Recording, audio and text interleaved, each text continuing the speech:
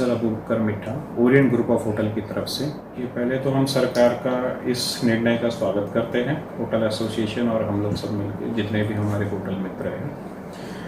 ये जो रिलैक्सेशन हमको दिया गया है 33% का, ये एक तरफ से देखा जाए तो रिलैक्सेशन के अंदर में हमारी कॉस्ट, जो हमारा ब्रेक इवन कॉस्ट कहता है, क्योंकि आज हमारी ब्रेक इवन कॉस्ट ही तकरीबन 33% है।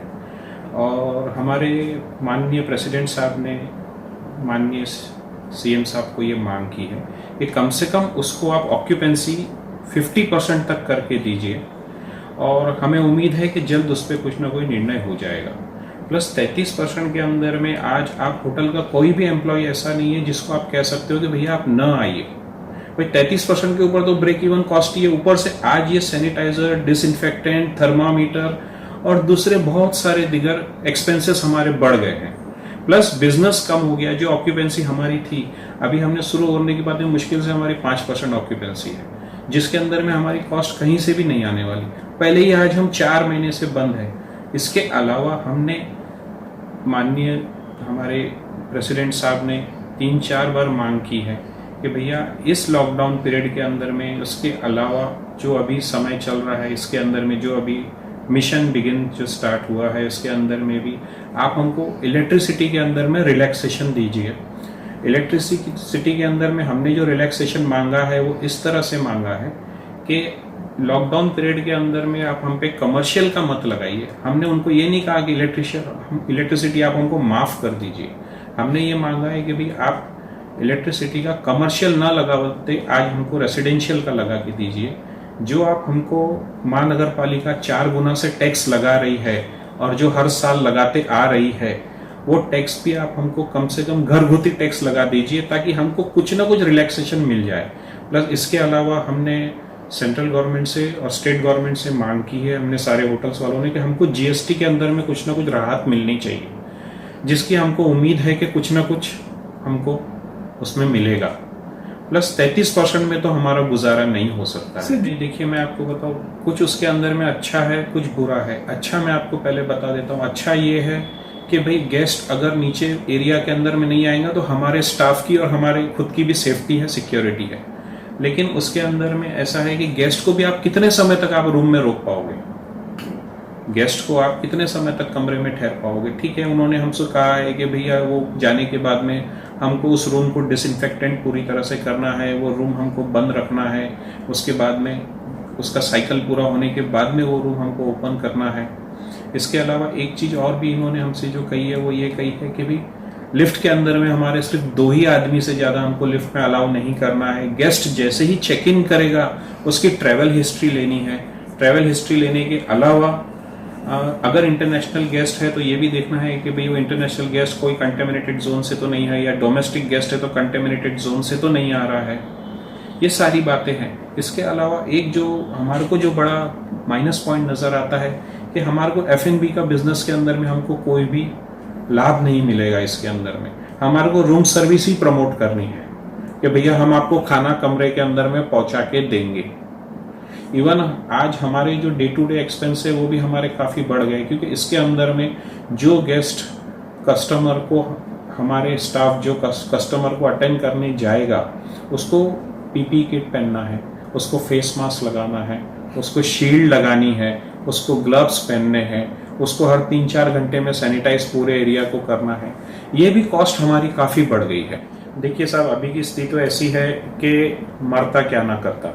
अभी की स्थिति ऐसी है कि वो एक्सपेंस हमको उठाने हैं। प्लस आज सपोज अभी मेरा कोई क्लाइंट है जो मेरे यहाँ से काफ़ी समय से आ रहा है, और अगर मान लीजिए कि वो मुझे एक अमाउंट दे रहा है, अब वो इस समय मेरे पास आता है तो मैं उससे कुछ भी पैसे बढ़ा के तो नहीं मांग सकता हूँ। चाहे वो कितना भी पुराना क्लाइंट हो, कितना भी अच्छा क्लाइंट हो, कितना भी सज्जन क्लाइंट हो, मैं उससे पैसे बढ़ा के नहीं मांग सकता। सैनिटाइजर के नाम से, डिसइंफेक्टेंट के नाम से, मास्क के नाम से या ग्लव्स के नाम से मैं उससे ये कॉस्ट नहीं मांग सकता। मैं उससे ले सकता हूँ तो सर्विस के नाम पे ले सकता हूँ, या और भी अगर मैं कोई उसको एडिशनल फैसिलिटीज़ दे रहा हूँ। लेकिन आज की स्थिति के अंदर में सारी एडिशनल फैसिलिटीज़ के ऊपर में रोक लगी है। सारी एडिशनल फैसिलिटीज़ के ऊपर में कंप्लीटली रोक है। इसके अंदर अभी तो हमारी ऐसी है कि जो कुछ भी है हमारी ही कॉस्ट के अंदर में हमको एडजस्ट करना है। हमारे को उसके अलावा कोई भी एक्स्ट्रा सपोर्ट नहीं है। तो हमारे माननीय कमिश्नर साहब का आया है कि भाई उनकी फ्लाइंग स्क्वाड कभी भी आके उसको इंस्पेक्शन करेगा, ये डर से मेरे मानना है कि सारे होटल वाले उसको करेंगे और उसका पालन करेंगे। और हमारे सारे ही जो नागपुर रेसिडेंशियल होटल एसोसिएशन वाले लोग हैं, वो सारे ही तकरीबन सारे ही लोग इसका पालन कर रहे हैं और हम लोग करेंगे इसका नियम से। चर्चा सत्र या कॉन्फ्रेंस के अंदर उन्होंने जो ऑर्डर दिया है उसके अंदर उन्होंने परवानगी के साथ में दिया है कि आप 15 लोग से ज्यादा का आप कॉन्फ्रेंस नहीं रख सकते हो, subject to social distancing. Right.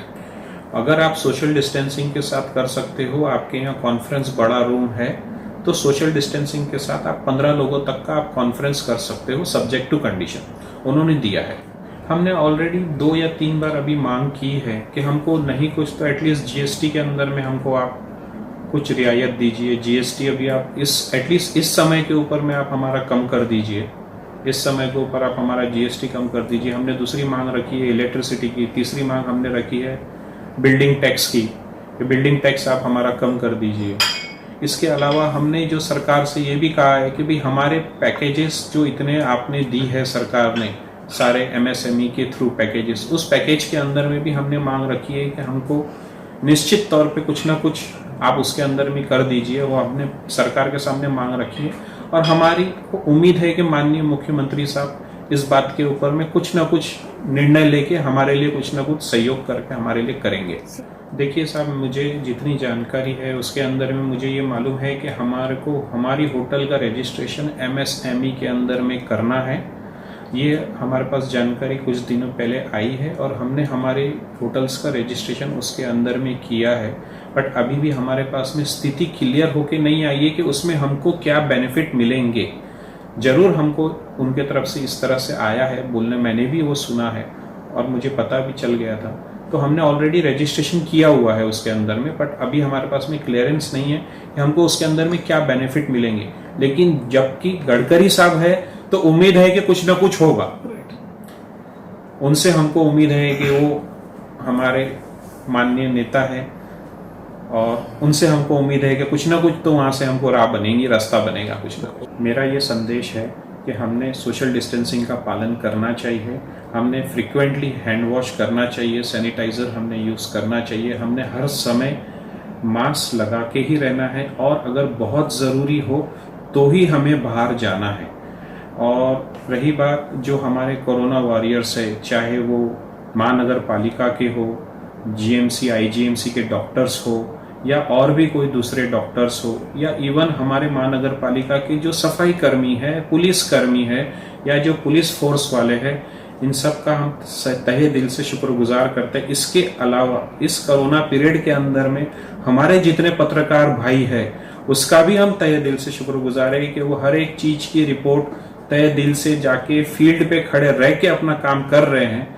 वो भी हमारे नज़र में एक बहुत बड़े कोरोना वॉरियर्स ही है, तो उनका भी मैं तहे दिल से शुक्रगुजार करता हूं और उनसे भी रिक्वेस्ट करता हूं कि आप भी अपना ख्याल रखिए, मास्क लगा के रखिए, सैनिटाइजर यूज़ कीजिए और सोशल डिस्टेंसिंग का पालन कीजिए। धन्यवाद।